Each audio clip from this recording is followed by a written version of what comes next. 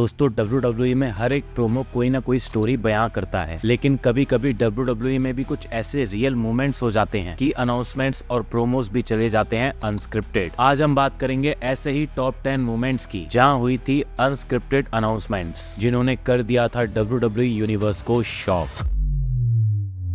Number 10, John Cena's announcement for AJ Styles. Number 10 पे, और शायद इस लिस्ट की इकलौती अनाउंसमेंट जो कि आपके फेस पे स्माइल ला सकती है, वो यही है जब एजे स्टाइल्स और जॉन सीना के बीच में एक लास्ट मैच होता है 2025 के क्राउन ज्वेल में। पहले तो वो अपने आप में एक बहुत नॉस्टैल्जिक मैच था और बहुत ही अच्छे से दोनों सुपरस्टार्स ने उसको एग्जीक्यूट किया था, लेकिन जब उस मैच के लिए दोनों सुपरस्टार्स एंट्री ले लेते हैं तब जॉन सीना अपनी एंट्री के बाद अनाउंसर को अपनी तरफ बुलाते हैं और जॉन सीना एक पर्ची अनाउंसर को देते हैं। सब सोच रहे थे कि इस पर्ची में ऐसा क्या है। पहले तो जॉन सीना अनाउंसर को रोकते हैं और क्राउड को सेटल होने देते हैं और फिर एजे स्टाइल्स की तरफ इशारा करके अनाउंसमेंट करवाते हैं, जिसमें एजे स्टाइल्स को TNA की असली पहचान बोला जाता है, बॉस बोला जाता है बुलेट क्लब का। An undisputed boss of the Bullet Club, जो कि थोड़ा ज्यादा ही अनस्क्रिप्टेड था क्योंकि बुलेट क्लब NJPW का पार्ट था जो दूसरी कंपनी थी, तो ये वाली लाइन कुछ ज्यादा बड़ी हो जाती है और इस अनाउंसमेंट के बारे में WWE की टीम को बैकस्टेज पता भी नहीं था और ऐसी चीज करना किसी नए सुपरस्टार पे तो भारी पड़ सकता था। लेकिन दोस्तों वो जॉन सीना थे, इवन बैकस्टेज जाके वो सब लोगों से अपोलोजाइज भी करते हैं, लेकिन एजे स्टाइल्स को उनका एक स्पेशल मोमेंट देके जाते हैं। Number 9, Daniel Bryan announces farewell. दोस्तों WWE में इंजरीज होना कॉमन है, लेकिन इंजरीज जो करियर खत्म कर दे वो फैंस को सबसे ज्यादा हर्ट करती हैं और जब ये इंजरीज उनके सबसे फेवरेट अंडरडॉग को हो तो इमोशंस दोस्तों अलग ही हाई हो जाते हैं। ऐसा ही होता है 2016 में जब डैनियल ब्रायन को कंकशन के इश्यूज होते हैं, यानी सर में इंटरनल इंजरीज के चलते उनको WWE से रिटायरमेंट लेनी पड़ती है।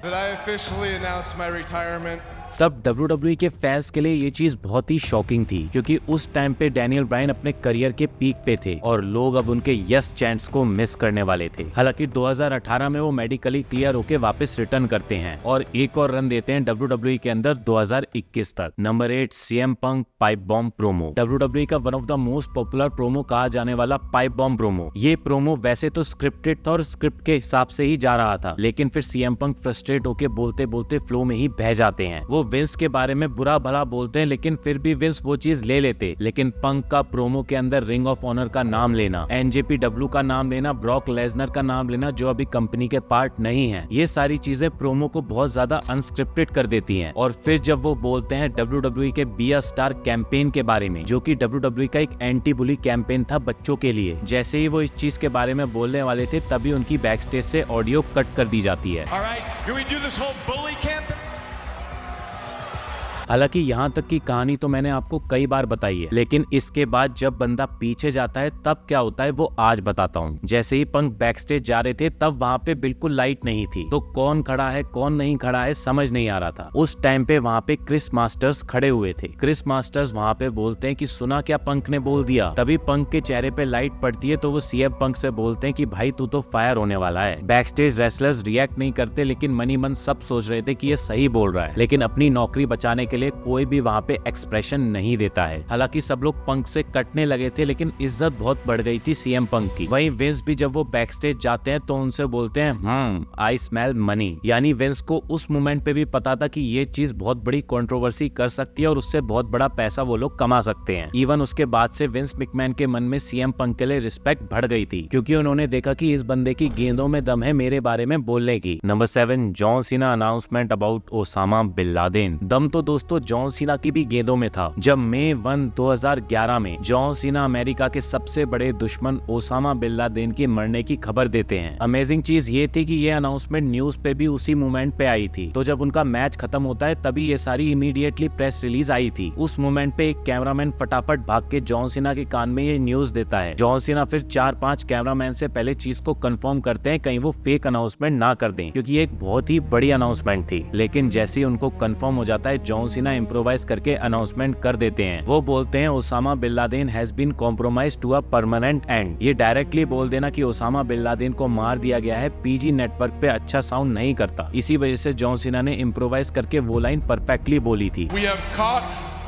and compromised to a permanent end Osama bin Lottie. John Cena मानते थे कि ये चीज को अभी अनाउंस करना बहुत अच्छा होगा क्योंकि लोग खुश होकर घर जाएंगे। इसी वजह से वहाँ पे अमेरिका का नेशनल एंथम भी बजाया जाता है और क्राउड के फेस से आपको समझ आ जाएगा कि उन लोगों को भी वो न्यूज तभी पता चली थी। और दोस्तों ये पूरा मूवमेंट ही अनस्क्रिप्टेड था। यहाँ पे जॉन सीना की इम्प्रोवाइजेशन की एक्सपर्टाइज दिखती है। Number 6, Jim Duggan cancer announcement. वहीं दोस्तों कुछ अनाउंसमेंट्स अगर फैंस के मन में खुशी ला देती हैं, वहीं कुछ अनाउंसमेंट्स ऐसी होती हैं जो फैंस को इमोशनल कर देती हैं। उसमें से एक अनाउंसमेंट थी दोस्तों जिम डगन की, जब वो WCW में आके अनाउंस करते हैं कि उनको किडनी में कैंसर डिटेक्ट हुआ है और उनका करियर क्या, उनकी लाइफ ही अभी दांव पे लगी हुई है। वो मूवमेंट फैंस के लिए काफी इमोशनल और अनस्क्रिप्टेड था जिम के लिए। हालांकि वो कुछ टाइम में कैंसर से रिकवर करते हैं और रिटर्न भी करते हैं। Number 5, big dog Roman Reigns leukaemia announcement. Gym की कहानी की तरह रही है दोस्तों बिग डॉग रोमन रेंस की कहानी, जिनको दोस्तों 22 साल की उम्र में ल्यूकीमिया नाम की घातक बीमारी डिटेक्ट हुई थी और उन्हें अपने फुटबॉल करियर को वहीं पे क्विट करना पड़ा था। हालांकि कुछ टाइम बाद वो रिमिशन पीरियड के अंदर चले जाते हैं, यानी बीमारी तो अंदर है लेकिन बाहर नहीं आ रही है। फिर दोस्तों वो WWE का पार्ट बनते हैं और वहाँ के टॉप स्टार बनते हैं। और जब वो अपने करियर के पीक पे जा रहे थे तब 2018 में फिर से 11 साल बाद ल्यूकीमिया रिटर्न करता है और उनकी बॉडी में एक्टिवेट हो जाता है। उस वजह से रोमन रेंस को अपने यूनिवर्सल टाइटल को छोड़ना पड़ता है, क्योंकि दोस्तों इस बीमारी के अंदर इम्यूनिटी बिल्कुल खत्म हो जाती है। इंसान बहुत ज्यादा वीक और टायर्ड फील करता है और ये रीजन था दोस्तों फिर रोमन रेंस का पार्ट टाइमर बनने का और उसके बाद अपनी हेल्थ को ज्यादा प्रायोरिटी देने का। रिस्पेक्ट भी सब लोग दोस्तों उनकी इसीलिए करते हैं क्योंकि रोमन रेंस ने कैंसर के साथ भी कोविड के पीरियड के अंदर WWE को बचाया था, एंटरटेनमेंट दिया था ऑडियंस को अपनी जान को रिस्क पे रख के। हालांकि ल्यूकीमिया की वो अनाउंसमेंट भी काफी इमोशनल और अनस्क्रिप्टेड थी रोमन की, और डीन एम्ब्रोज और सेथ रोलेंस का रोमन को किया वो हग और उनकी आंखों के आंसू बिल्कुल भी स्क्रिप्टेड नहीं थे। Number 4, Jerry Lawler heart attack announcement. वहीं दोस्तों अब तक आपने देखा रेसलर्स ने खुद अपनी अनाउंसमेंट्स की, लेकिन एक ऐसा मूवमेंट भी था जहाँ पे एक रेसलर में ये करने का दम भी नहीं बचा था। मैं बात कर रहा हूँ दोस्तों जेरी लॉलर की, जो कि माइकल कोल के साथ में कमेंट्री कर रहे थे 12 नवंबर 2012 में। उस दिन दोस्तों कमेंट्री के साथ साथ में उनका एक मैच भी था जिसमें वो टीम अप करते हैं रैंडी ओटन के साथ और हरा देते हैं CM पंक और डॉल्फ जिगलर को। मैच के बाद वो थोड़ा सा टायर्ड सा फील कर रहे थे। अचानक से माइकल कोल को खर्राटों की आवाज आने लगती है। वो एकदम से जेरी की तरफ देखते हैं तो वो वहाँ पे बेहोश पड़े थे। मेडिकल टीम उनको चेक करती है तो वो देखते हैं वो पूरी तरह अपनी बॉडी का कंट्रोल खो चुके हैं और उनको वहाँ पे हार्ट अटैक आ चुका था। उनको तुरंत बैक स्टेज ले जाया जाता है और वहाँ पे CPR दी जाती है। 62 इयर्स के जेरी वहाँ पे जिंदगी और मौत के लिए लड़ रहे थे और फिर माइकल कोल को अनाउंस करना पड़ता है कि उनके कमेंट्री पार्टनर के साथ में क्या हुआ। एकदम से उनको हार्ट अटैक आ गया और उनको अब पूरा शो अकेले ही चलाना है। हालांकि जेरी उसके बाद में रिकवर भी कर लेते हैं, लेकिन अगर दोस्तों वो उस मोमेंट पे सरवाइव नहीं कर पाते तो शायद ये क्लिप्स भी WWE के सीक्रेट फाइल्स में चली जाती। Number 3, Eddie Guerrero announcement. Eddie Guerrero WWE की one of the most loving personality थे, जिनसे बैक स्टेज हर कोई प्यार करता था। एडी का नेचर भी जॉली था और उनको लोगों को हंसाना अच्छा लगता था। रे मिस्टीरियो, बटिस्टा, क्रिस बेनवा सभी उनके बहुत ही अच्छे दोस्त थे। और जब 13 नवंबर 2005 को अपने होटल रूम के अंदर 36 साल के एडी गरेरो हार्ट अटैक को फेस करते हैं तो दोस्तों वो उसे सरवाइव नहीं कर पाते। उसके बाद जब उनके डिमाइस की अनाउंसमेंट होती है तब मानो WWE में मातम छा जाता है। विंस उनके ट्रिब्यूट में एक रॉ का स्पेशल शो भी रखते हैं जहाँ पे सारे रेसलर्स अनस्क्रिप्टेड होके बताते हैं एडी गरेरो के साथ उनके एक्सपीरियंसेस। वो एकदम से सबको छोड़ के चले गए थे तो ये शो होना काफी ज्यादा अनस्क्रिप्टेड था और सारे रेसलर्स के रियल इमोशंस बाहर आ रहे थे। नंबर 2,